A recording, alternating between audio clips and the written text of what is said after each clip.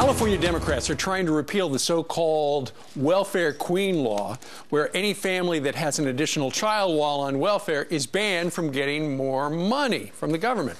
The law was passed 2 decades ago to discourage those on welfare from having more children, but now some lawmakers are calling the law racist and sexist. Should California change its welfare back to where they were before? Let's have a fair and balanced debate right now. Joining us is the Director of Policy for the Poverty to Prosperity Program at the Center for American, Rebecca Vallis, and Heritage Foundation Senior Fellow Robert Rector, who also played a major role in crafting the 1996 federal welfare reform legislation.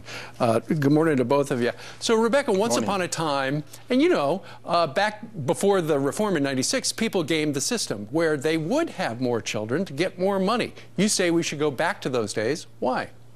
So the fact is that these sorts of policies not only don't work, the evidence actually shows that they can be counterproductive, that greater poverty actually leads to more unplanned pregnancies, not fewer. Second, pro-life and faith-based groups are all united in supporting reform of this policy because it actually acts as a penalty for carrying a baby to term.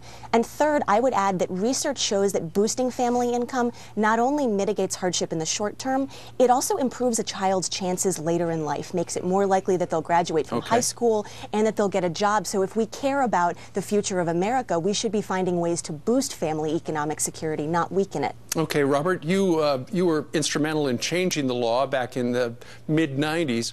Why do you say she's wrong? Well, in fact, these policies, when states do them, do in fact reduce dependency, they reduce poverty, but they're very small policies. They don't have much effect because they don't really affect the aggregate welfare benefits the family gets. We have a welfare system that's out of control. We're spending close to $400 billion a year providing cash, food, housing to single parents. That's around $5,000 for each tax-paying family. Right. There's no work requirements in this system. The California change will just take an out-of-control system where we have 1 out of 3 Americans getting welfare and make that even larger. Sure. Rebecca, why not end the cycle of poverty and encourage going out and finding work and encouraging self-reliance? So the fact is that I think progressives agree with conservatives that what we should be doing is encouraging people to find work, but what's important is that we make sure that there are jobs available and that they're high-quality jobs that pay a living wage. That's the reason that people are living in poverty, is because they can't even make ends meet on a full-time job. Robert, I'll give you the final word.